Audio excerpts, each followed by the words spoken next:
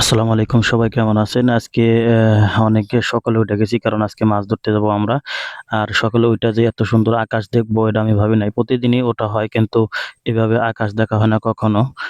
কারণ প্রতিদিন তো কাজে যাইতে হয়, যার কারণে এরকম আকাশ দেখার সময় থাকে না। রাস্তা দিয়ে রওনা দিয়ে দিলাম। দেখেন ভোরের যে আকাশটা আছে, আকাশটা কত সুন্দর দেখা যায়, অনেক সুন্দর দেখা যায়। আমার কাছে অনেক ভালো লাগতেছে। আপনাদের কাছে কেমন লাগতেছে জানাবেন। তো আমরা এই জায়গাতে মাছ ধরতে আইসা পড়লাম। দেখেন এই যে মাছ কত কিলিবিলি করতেছে। অনেক মাছ কিলিবিলি করতেছে এখানে। এই মাছগুলা কিলিবিলি করার কারণ হলো পামেলের যে বিচিগুলা আছে, পামেলের বিচিগুলা দিয়ে দিছি। এই বিচিগুলা দেওয়াতে এই মাছগুলো এক জায়গায় হয়েছে। এখন আমরা এই যে জাল ছুড়বো। দেখেন এই যে জাল ছুড়ছি।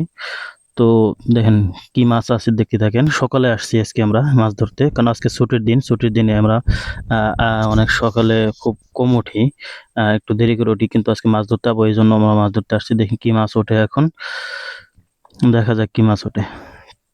তো সাথেই থাকুন, দেখি কি মাছ ওঠে। ওমা, এই জায়গায় তো জাল কখনো বাজে না, তাই হঠাৎ করে জাল বাজলো কিসের নিকে বুঝতেছি না। তো দেখেন জাল বাইজা পড়ছে। অন্যান্য দিন মাছ মারতে আসলে কিন্তু এখানে জাল বাজে না, আজকে হঠাৎ করে জাল বাইজা পড়ছে। এই কারণটা আমি নিজেও বুঝতেছি না। ওমা গো, দেখেন ওই যে কত কত বড় একটা মাছ দেখা যায়, কত বড় একটা মাছ দেখা যায়। আল্লাহ, এটা ধরার পরে দেখেন এই যে এখন সূর্য উঠে গেছে। আর সূর্য ওঠাতে কত সুন্দর দেখা যাচ্ছে আকাশটা। তো আমি একটু ভিডিও করে নিলাম। তো ওখান থেকে আমরা মাছ মেরে আবার এইখানে চলে আসছি। এখানে দেখেন এই যে আমাদের যে বাগানের যে পাম্প থেকে ড্রেনের মুখে এই যে একটা সুইচ গেট দিয়ে দিছে। এই সুইচ গেট দিয়ে পানি বের করে এবং পানি ভিতরে ঢোকায়। পাম্প বাগানে প্রচন্ড পানির দরকার, এই জন্য প্রচন্ড পানি এখান দিয়ে পানি সচরাচর ফেলে দেয় না। এখানে এসে আবার এই যে আরেকটা খেয়া মারলাম, দেখি এখান থেকে কি মাছ পাওয়া যায়। আর এখানে অধিকাংশ মাছগুলো হলো আপনার যে দারকিনা, বড় বড় দারকিনা মাছগুলো আছে, দারকিনা মাছগুলো এখানে পাওয়া যায়। দেখেন কতগুলো দারকিনা মাছ পাওয়া গেছে এখানে, অনেকগুলো দারকিনা। তখন ওইখান থেকে আমরা মাছ মেরে এখন আমরা আসছি সকালবেলায়। বাড়িতে থাকতে সকাল ঘুমের থেকে উঠে নদীর পাড়ে যেতাম। এরকম নদীর পাড়ে অনেকদিন আসা হয় না এত সকালে, কারণ এই নদীটা আমাদের ক্যাম্পের থেকে অনেক দূরে। আর সকালে এত নদীর সুন্দর ভিউটা দেখে আমার মনটা একদম জুড়িয়ে গেল। দেখেন কত সুন্দর ভিউ।